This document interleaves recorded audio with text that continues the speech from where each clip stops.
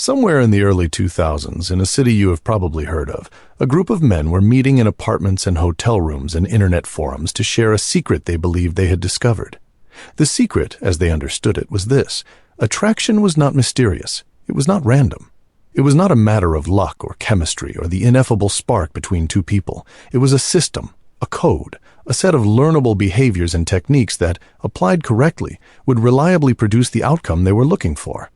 The men who believed this called themselves pickup artists, and for a few years in the middle of the first decade of the 21st century, they were everywhere, in bars and clubs and bookstores, and eventually in a best-selling memoir that made the whole thing visible to an audience that had no idea it existed.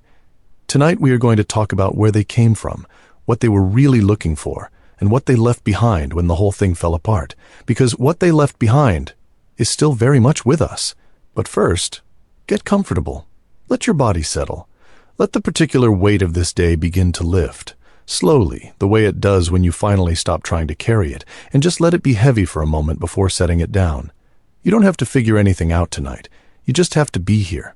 If this kind of storytelling is what you come here for, a like or a subscription means more than you might think to a small channel like this one. It's how these stories find the people who need them. And stay with us tonight, because this story ends somewhere you might not expect, in a place that is much closer to your own life than pickup artistry might initially suggest. Now let everything else go.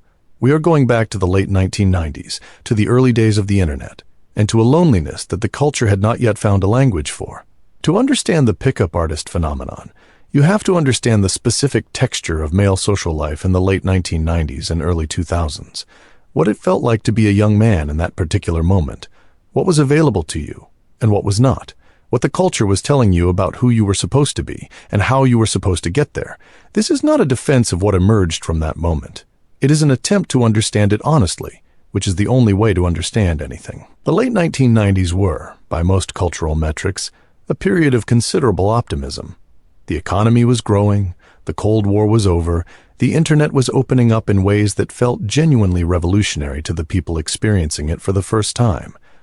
But underneath this optimism, for many young men, there was a specific and largely unaddressed form of difficulty that the era's cultural language was not particularly equipped to name. The difficulty was social, and it was emotional, and it was rooted in the specific way that American culture in particular had constructed masculinity over the preceding decades, a construction that emphasized self-sufficiency and performance and the suppression of vulnerability to a degree that left many men genuinely without the skills or the permission to navigate intimate and social life in ways that were healthy or sustainable.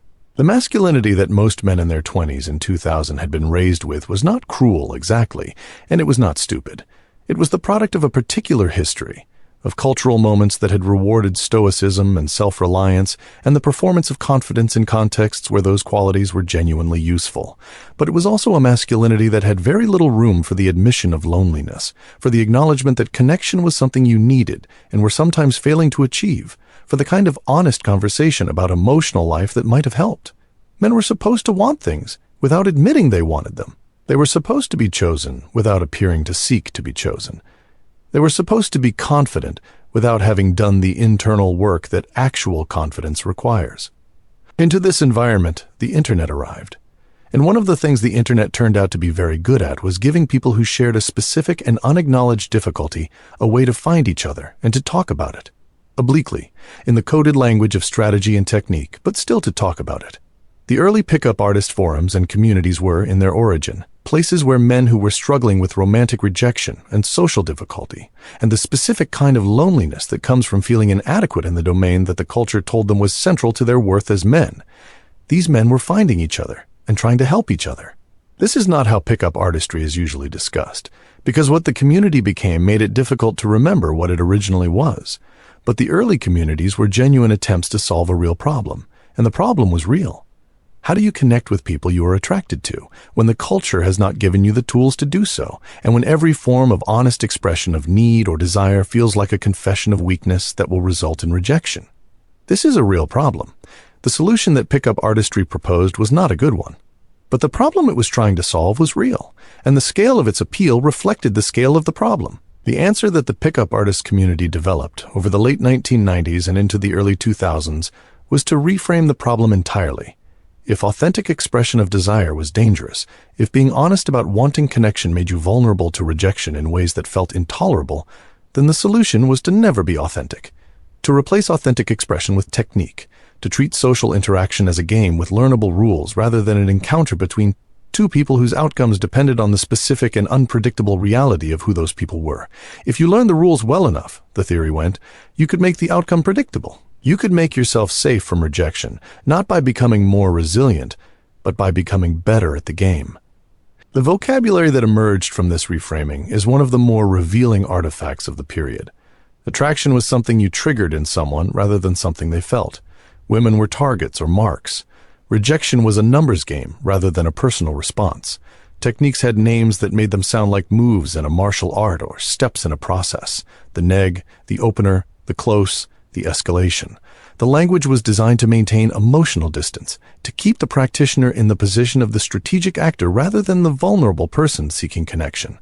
This was the point of the language. If everything was technique, nothing was personal. If nothing was personal, you couldn't really be rejected. You could only fail to execute correctly. Neil Strauss was a music journalist who wrote for Rolling Stone and the New York Times. He was, by his own description, not someone who had natural ease with women. He was awkward and self-conscious and had not had the romantic life he wanted. He went undercover, in the journalistic sense, to write about the pickup artist community, which had by the early 2000s developed its own celebrities and teachers and workshops and weekend boot camps, where men paid significant amounts of money to be trained in the techniques. He spent 2 years in the communing its figures, attending its events, and eventually becoming, by the community's own metrics, one of its most accomplished practitioners. The book he wrote about this experience, The Game, Penetrating the Secret Society of Pickup Artists, was published in 2005. It was a bestseller. It was published in a package that was itself a kind of performance, a black faux leather volume with gilded edges and a ribbon bookmark, designed to look like a Bible or a spell book, as if it contained something sacred or secret, rather than a set of social manipulation techniques. The design was genius from a marketing perspective. It made the book feel important before you had read a word of it. It also, in retrospect, said something revealing about the relationship the community had to its own ideas. The grandiosity. The sense that what they had discovered was not just useful, but fundamental, not just a set of tricks, but a truth about how the world worked. The game introduced a vocabulary and a set of ideas to a mainstream audience that had not previously been aware of them, and the response was enormous. Men who had been struggling with exactly the difficulties I described earlier, the loneliness, the rejection, the feeling of inadequacy in the domain the culture told them was central to their worth, found in the book a map for the territory they had been navigating without one. The techniques felt like solutions. The vocabulary felt like clarity. The community felt like belonging. All of these things were real, and they explain a great deal about why the phenomenon grew as fast as it did. The figure at the center of the game was a man known as Mystery. His real name was Eric von Markovic, a Canadian illusionist and magician who had developed what he called the Mystery Method, a systematic approach to what he called attraction that he taught in workshops and online forums. Mystery was a compelling figure in the way that charismatic people with unusual ideas are often compelling. He was performing a character more than being a person, but the performance was elaborate and internally consistent, and he had clearly thought very hard about what he was doing. He wore a top hat and platform boots and goggles and peacock feathers. He called this peacocking, dressing in ways that attracted attention and gave women something to comment on, which created an opening for conversation. He had a name for everything. He had a framework for everything. If you followed the framework, he promised, the outcomes would be predictable. Mystery was also, in the years that Neil Strauss knew him, visibly struggling. The Game is, underneath its surface as a how-to manual, a book about two men, Strauss and Mystery, who are both, in different ways, attempting to solve the problem of connection through the avoidance of genuine connection. Mystery's grandiosity and his elaborate techniques were not expressions of confidence, they were armor. And as the armor accumulated and the performance became more elaborate, the person underneath became less and less visible, even to himself. The women who encountered the pickup artist community during this period have spoken about their experiences, and what they describe is not what the community believed it was offering. The techniques that the community developed were, in practice, forms of manipulation, of psychological pressure, of the deliberate creation of insecurity and confusion in order to make someone more susceptible to influence. The neg was the backhanded compliment designed to undermine a woman's confidence and make her seek the approval of the person delivering it, was not, as its practitioners believed, a clever way of demonstrating high social value. It was a small cruelty deployed in service of an outcome that the other person had not agreed to. The women on the receiving end of these techniques often felt this, even when they couldn't immediately name what they were experiencing. Many of them describe a sense of something being slightly off, of the interaction having a texture that didn't match what was being said, of feeling manipulated in ways they couldn't quite articulate at the time. The community had answers for this too. Women's resistance to the techniques was reframed as a test, as the behavior of someone who was attracted but playing hard to get, who needed to be handled rather than heard. This reframing was both convenient and revealing. It meant that any response a woman gave could be interpreted as confirmation of the technique's effectiveness. Genuine interest was confirmation. Rejection was a test to be overcome. Discomfort was a sign that the escalation was working. There was no response a woman could give that the framework would interpret as a legitimate expression of her own actual feelings. She was always, in the community's conception, a player in someone else's game. The collapse of the pickup artist community's mainstream moment was gradual rather than sudden, and it happened for several reasons simultaneously. The techniques were not in practice as reliable as the community claimed. Men who followed them faithfully found that the outcomes were unpredictable in ways the framework had not prepared them for, that women were not in fact predictable systems that responded to inputs in reliable ways, but people whose responses were as complex and as individual as the people themselves. The promised certainty did not materialize. The rejection that the techniques were supposed to make impossible continued to happen, and when it happened, it was often more painful than ordinary rejection because it came after so much investment in a system that had promised to prevent it. The cultural moment also shifted. The internet that had given the community its initial platform also gave its critics a platform, and by the late 2000s there was a substantial body of writing, primarily from women, primarily in feminist publications and blogs, that named what the techniques actually were and what they actually did.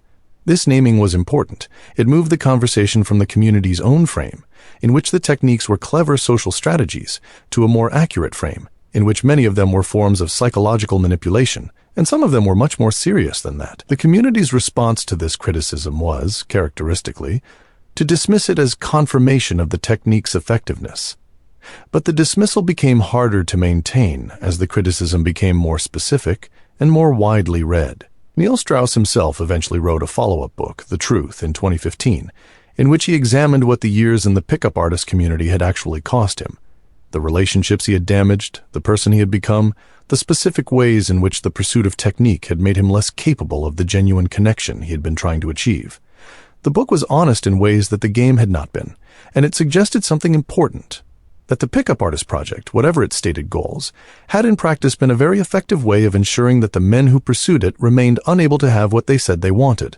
By treating connection as a game to be won, rather than an encounter to be genuinely present for, they had made genuine connection impossible.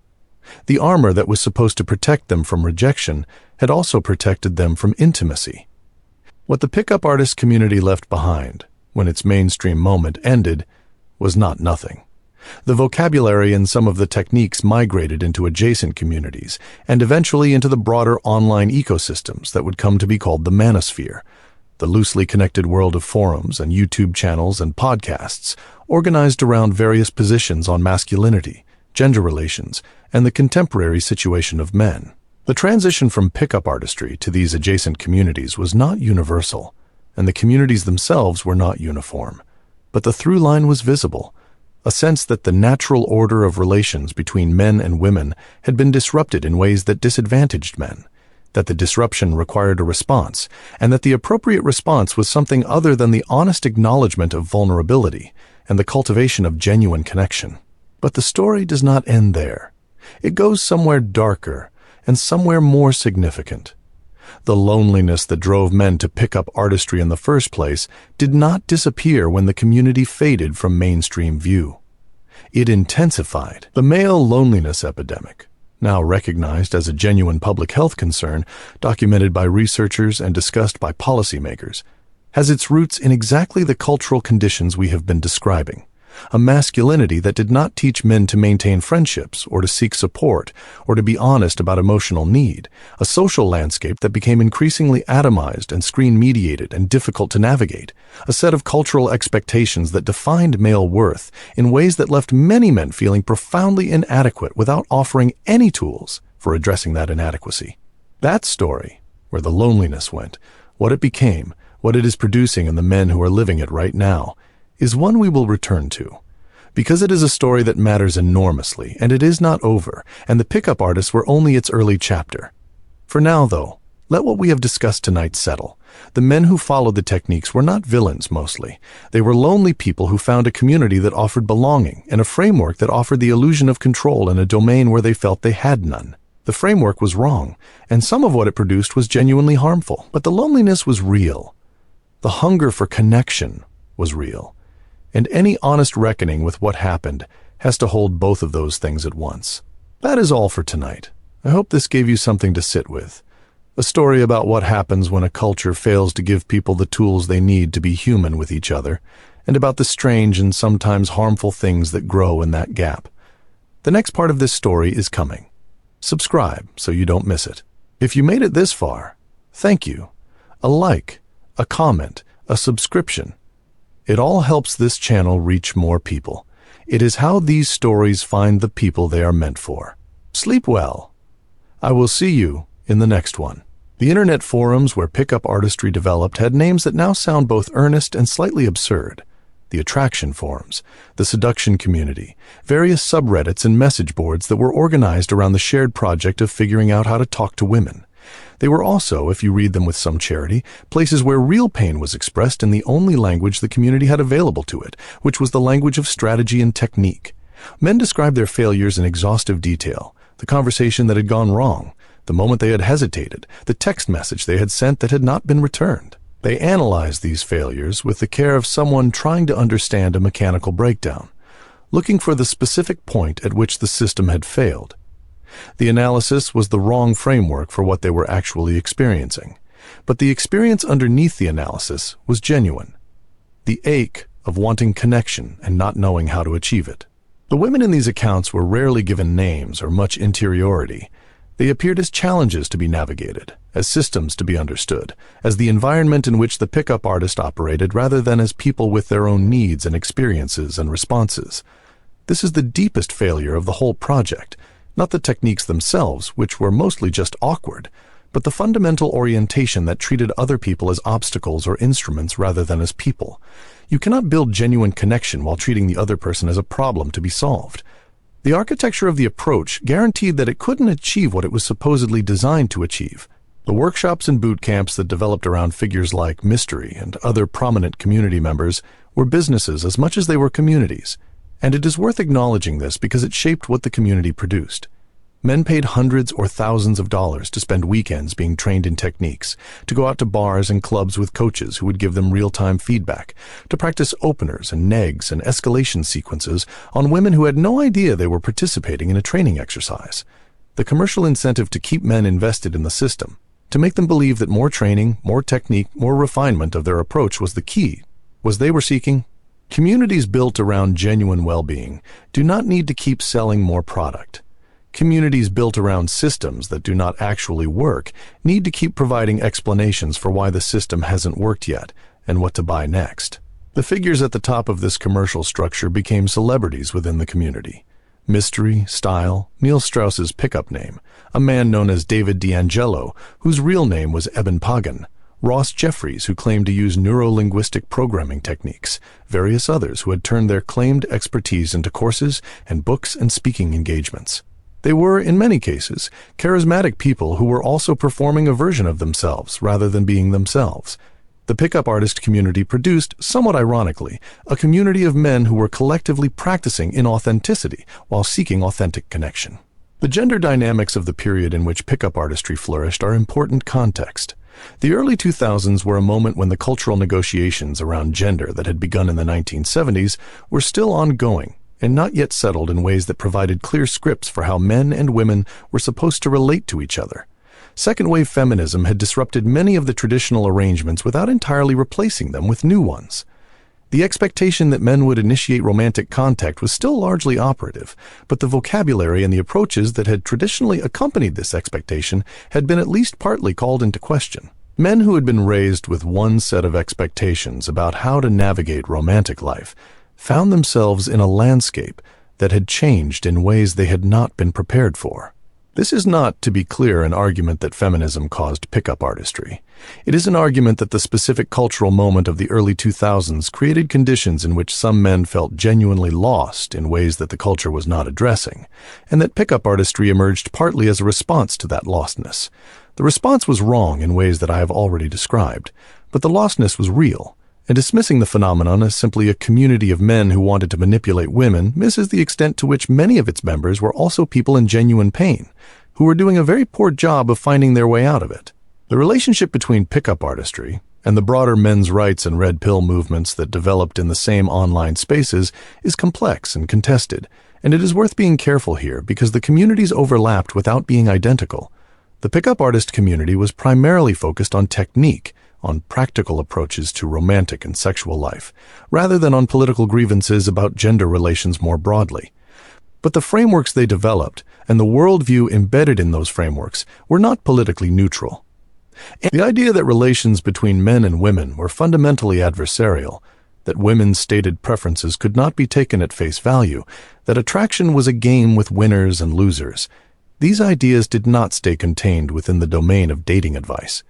They migrated into adjacent communities where they combined with other grievances and other frameworks to produce something considerably more politically charged. The language of alpha and beta males, which became a central part of the red pill lexicon, originated in part in the pickup artist community's descriptions of male social hierarchies. The alpha was the confident, dominant man who attracted women effortlessly.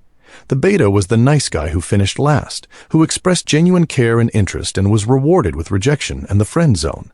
This framework was presented as descriptive, as an accurate account of how social hierarchies actually worked. But it was also prescriptive. It told men that the way to be attractive was to be dominant and emotionally unavailable, and that genuine warmth and consideration were liabilities rather than assets. This message was wrong, and the research on what actually makes people attractive bears this out clearly. But it was also, for men who had been rejected and were looking for an explanation, a satisfying narrative that located the problem outside of themselves, rather than in the specific approaches they had been trying. The community's treatment of consent is something that needs to be addressed directly, because it ranged from ethically questionable to clearly problematic.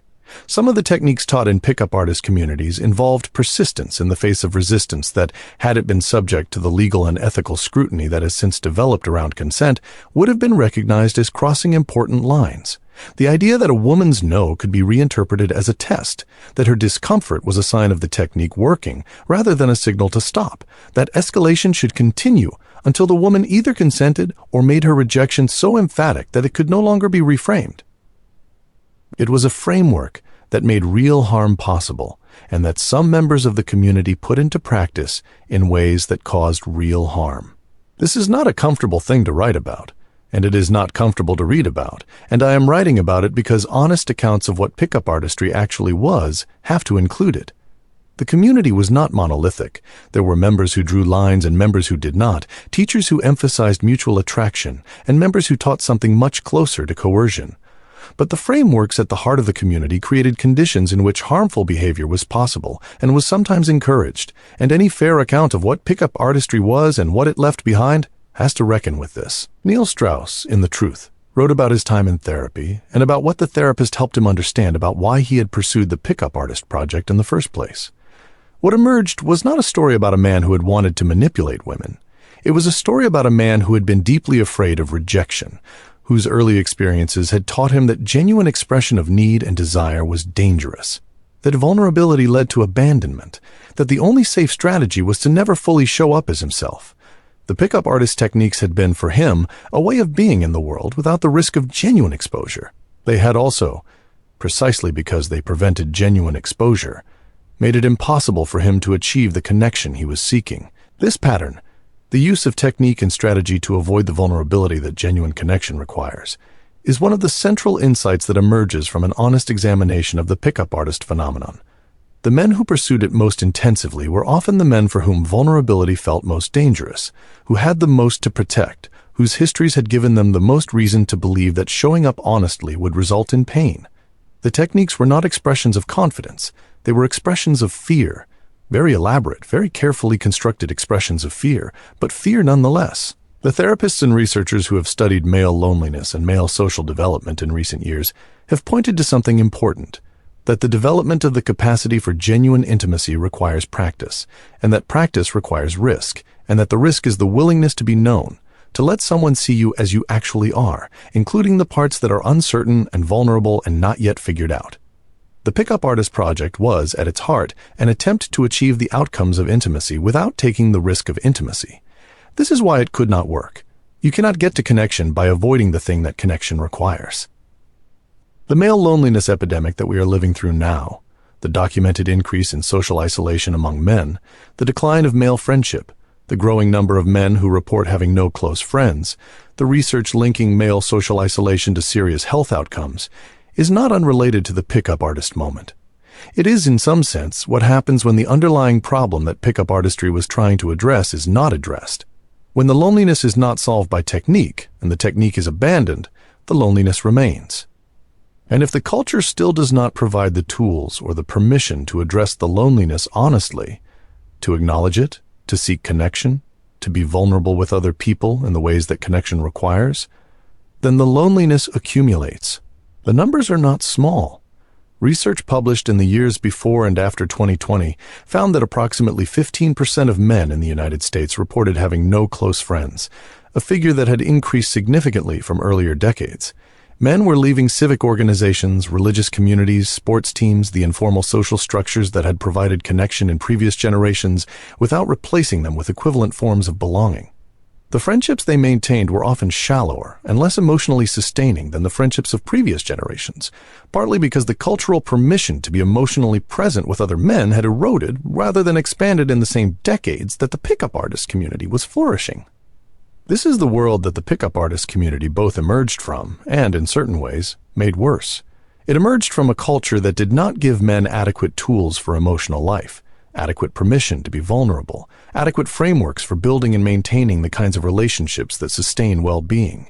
And it made things worse because it offered a solution that was actually an escape, a way of being in the world that looked like engagement, but was actually a very sophisticated form of avoidance.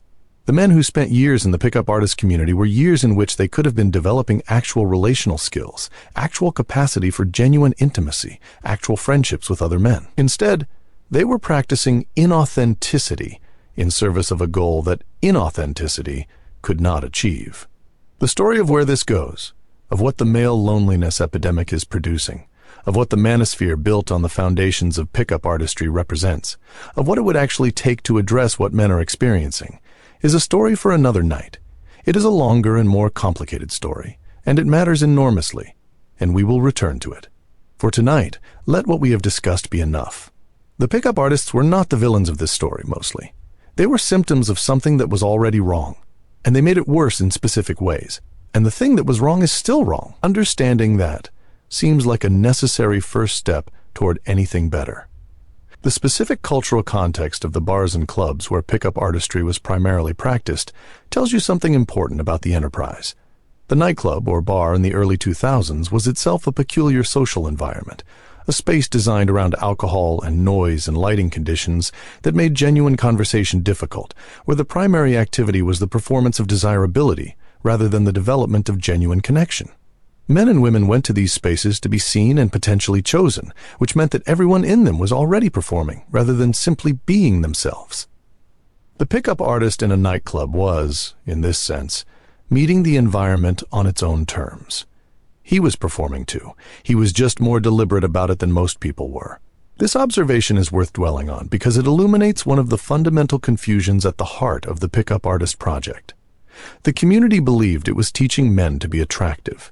What it was actually teaching them was to be effective in environments that were themselves designed around performance rather than genuine connection.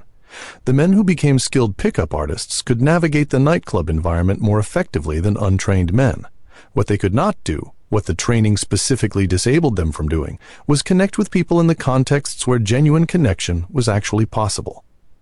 Genuine connection happens when two people drop their performances and are actually present with each other. The pickup artist techniques were designed to prevent this from happening on his end, which meant it could never happen at all. The friend zone is worth examining because it became one of the community's central concepts and one of its most revealing pieces of thinking. The friend zone was the pickup artist community's name for the situation in which a man had expressed or implied romantic or sexual interest in a woman and had been redirected into friendship rather than romance, had been told in various ways that she valued him as a friend but did not want what he wanted.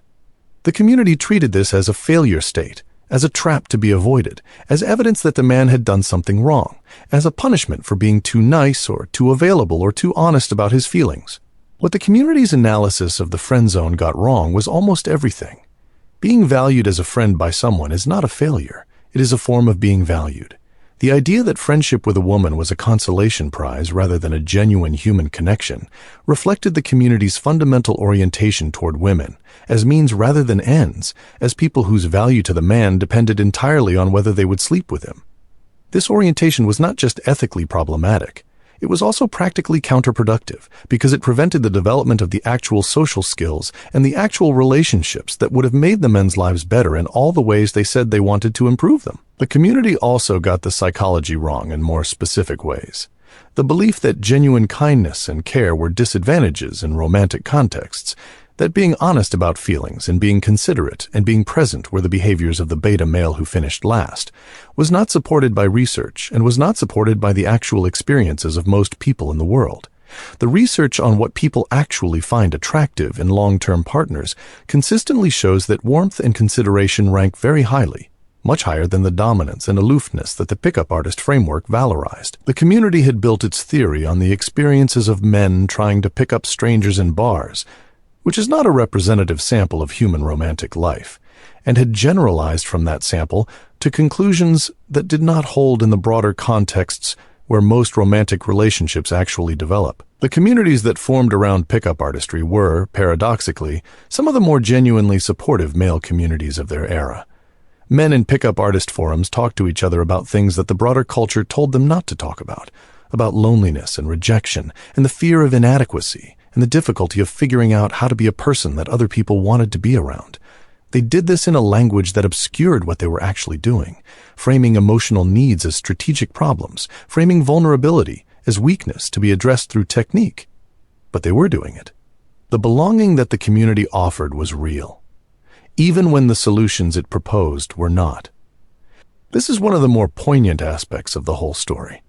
That the men who were loneliest, who needed human connection most urgently, had found their way into a community that told them human connection was a problem to be solved through technique rather than a gift to be received through genuine presence.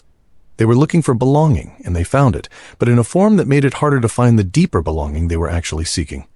The pickup artist community offered companionship among men who were all similarly located, who understood the specific texture of the difficulty, who could decode the vocabulary, who shared the project. But it did not offer the kind of vulnerable, honest, genuinely mutual connection that research consistently shows is the foundation of human well-being. The research on male friendship in particular is relevant here. Studies of friendship patterns across the lifespan have found that men's friendships tend to be more activity-based and less emotionally intimate than women's friendships, that men bond through shared activity rather than through shared emotional disclosure, and that this difference has consequences for the depth of support available in those friendships. Men in crisis often find that their friendships, which feel real and sustaining in ordinary times, do not provide the kind of support they need when things go seriously wrong. Because the friendships were built on shared activity, rather than shared knowing of each other. The pickup artist community was, in this sense, a typical male friendship environment. Men bonding around a shared activity, using the vocabulary of that activity to approach things they could not approach directly, receiving real companionship without the kind of emotional intimacy that the companionship did not quite manage to provide. The women who were the objects of pickup artistry's attention were not passive recipients of the techniques, and it is worth acknowledging how many of them saw through what was happening. The techniques that the community invested so heavily in developing were not as invisible to the people they were deployed on as the community believed. Women who had experienced the pickup artist approach frequently described a sense of something off, of the interaction not quite adding up, of the person across from them being somehow not quite there, of the warmth or the interest or the confidence feeling slightly performed. This perception was accurate because the person across from them was not quite there. He was behind his technique, watching for responses, adjusting his strategy, managing the interaction rather than being present in it.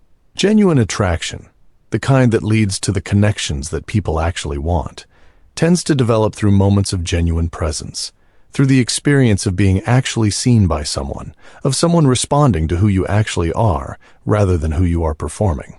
The pickup artist techniques, by removing genuine presence from the equation, removed the foundation on which genuine attraction develops.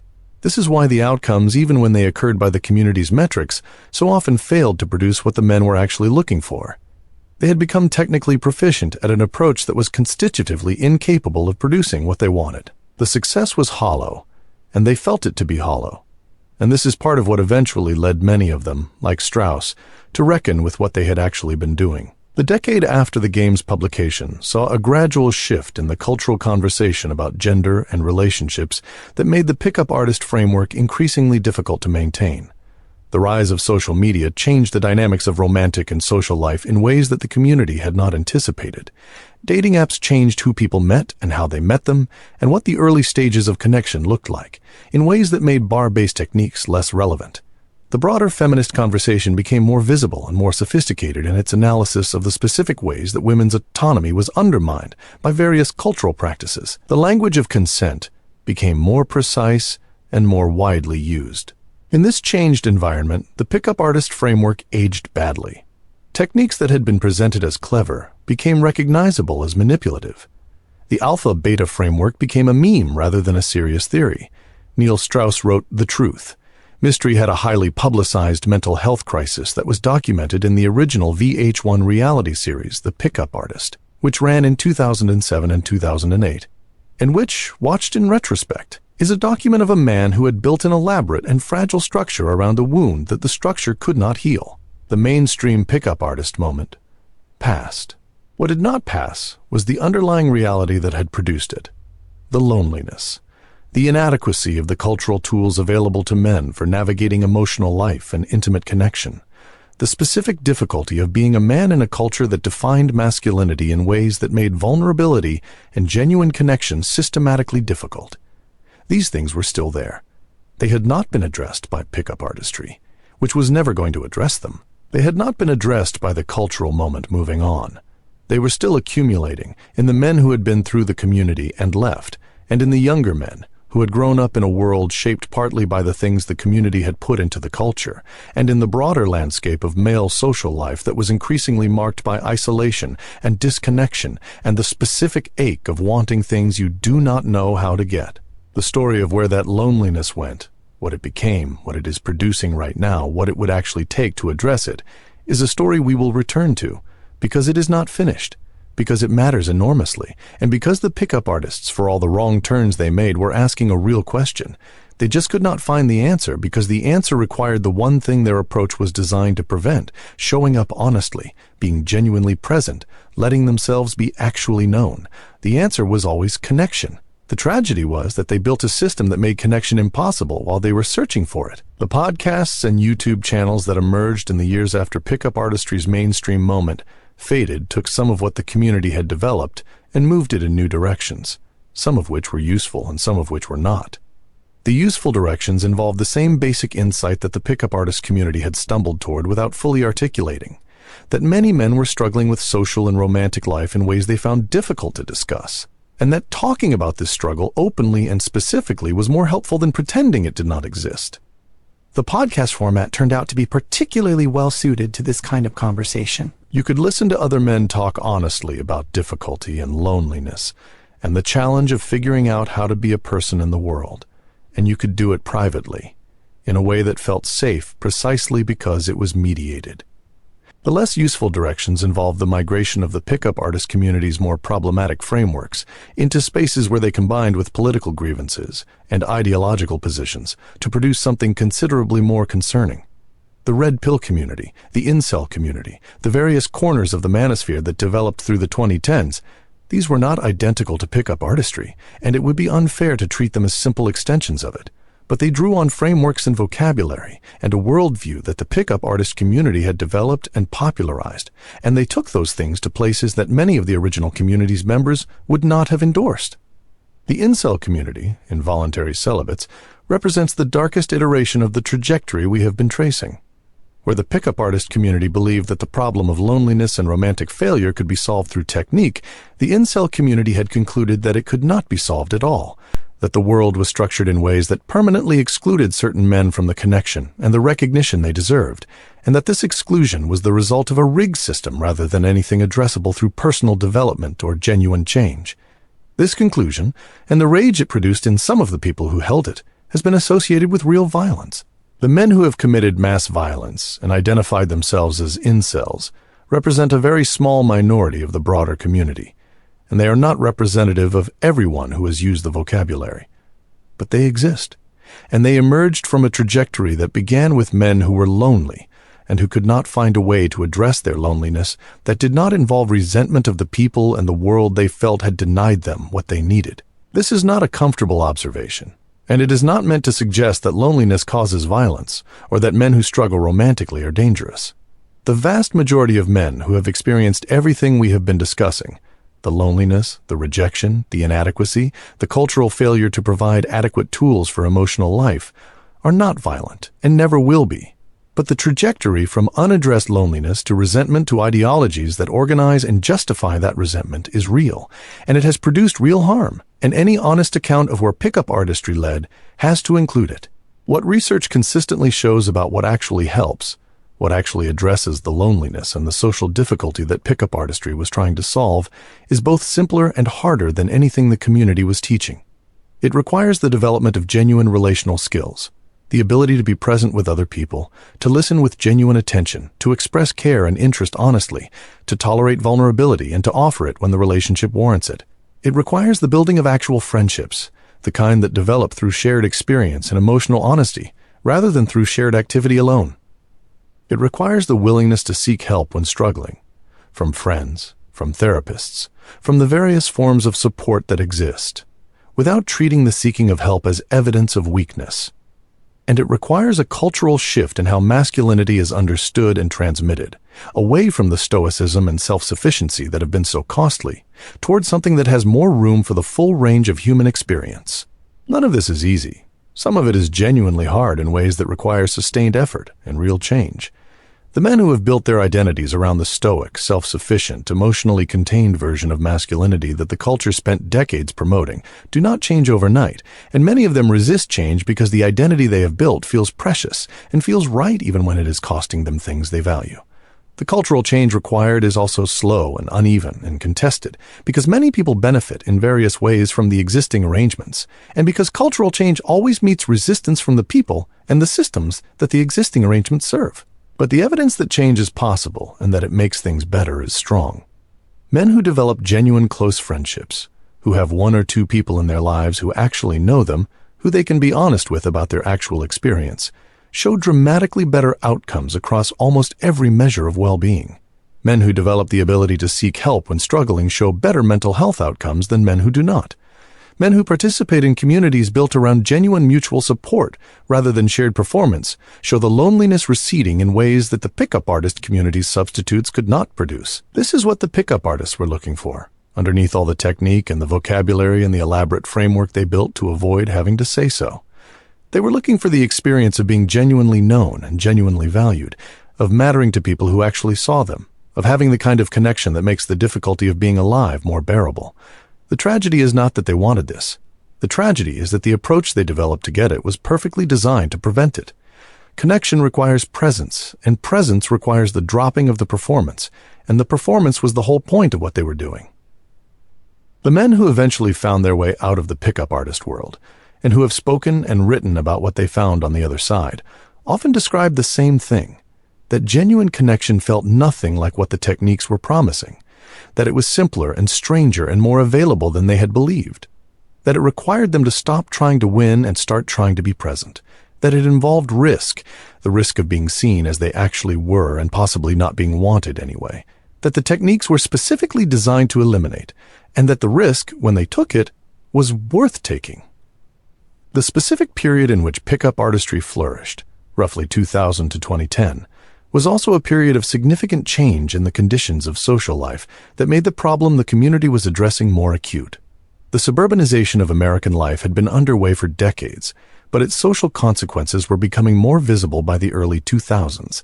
The decline of the kinds of dense urban neighborhoods where people bumped into each other regularly, the replacement of public spaces with private ones, the organization of life around the car, and the single-family home in ways that reduced the incidental social contact through which previous generations had built relationships. The bowling alone phenomenon that Robert Putnam documented in 2000 was not metaphorical. Americans were genuinely joining fewer civic organizations, participating in fewer community activities, spending less time in the kinds of shared social spaces where the raw material of connection was available. Into this social landscape, the internet arrived as a simulacrum of connection that was also, in important ways, a substitute for it.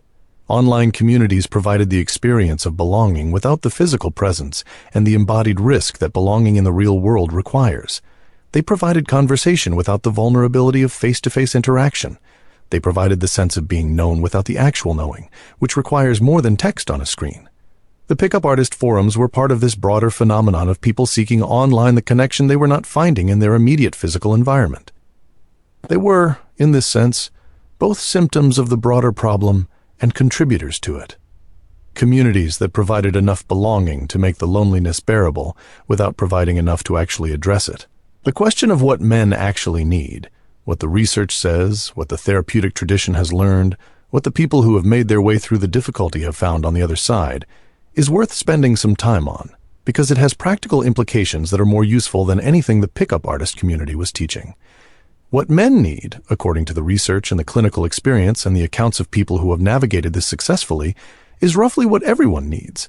Genuine connection, the experience of being known and valued for who they actually are, communities of belonging that provide support and accountability and the experience of mattering to other people. The specific challenge for men is that the cultural inheritance they are working with makes all of these things harder to access than they are for many women, and that the strategies most commonly available to men for addressing the problem, performance, stoicism, the substitution of activity for emotional disclosure, tend to provide a simulacrum of the thing rather than the thing itself. The men who have written and spoken most usefully about male loneliness in recent years have tended to emphasize the same set of changes as most likely to actually help. Developing the capacity for emotional disclosure with other men, the ability to tell a friend that you are struggling, to express care directly rather than through shared activity alone, to be present with another man's difficulty rather than immediately trying to fix it. Building communities that provide genuine mutual support rather than just shared interest. Seeking professional help when the difficulty exceeds what friendship can address. Being willing to be the first person to be vulnerable in a relationship. To take the risk of honesty without knowing whether it will be received. These are not revolutionary insights. They are the things that have always been true about what human beings need from each other.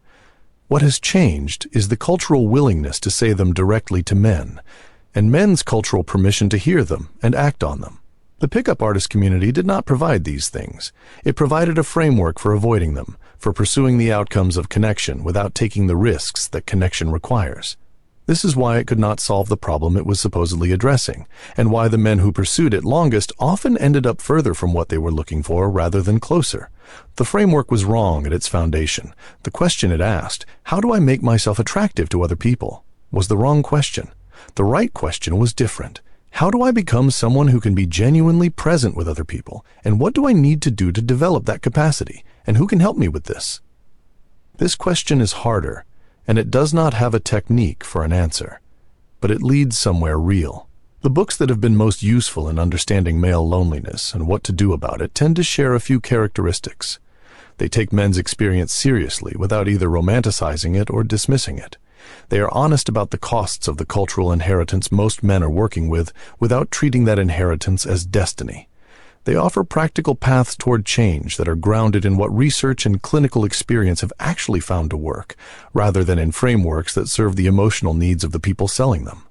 Works like Richard Reeves's Of Boys and Men, Daniel Levine's work on male friendship, the various clinicians who have written thoughtfully about men and therapy. These offer something the pickup artist canon could not. an honest account of what men are dealing with, and a realistic path toward actually dealing with it. The conversation about male loneliness has become more public and more serious in recent years, partly because the scale of the problem has become impossible to ignore, and partly because the cultural permission to discuss it has expanded. Politicians, journalists, researchers, and therapists have all entered the conversation in ways they were not doing a decade ago. This is progress, even if the conversation is sometimes confused and sometimes hijacked by people with agendas that do not serve the men who are actually struggling. The core insight that many men are isolated, and that this isolation is costing them and the people around them in serious ways, and that the costs are going to continue accumulating unless something changes, is being said more clearly and more loudly than it has been before. What the pickup artist community got right, underneath all the things it got wrong, was this. The problem was real. Men were struggling with connection and with loneliness, and with the inadequacy of the tools they had been given, and the struggle was not shameful and was not evidence of individual failure. It was evidence of a systematic failure, of a culture that had not given men what they needed to navigate intimate and social life well. The pickup artist community's response to this systematic failure was itself a failure, but the diagnosis was not entirely wrong. And the men who were attracted to the community were not weak or pathetic or contemptible. They were people in pain who were doing the best they could with what they had. They deserved better, and most of them, eventually, found their way towards something more honest and more sustaining.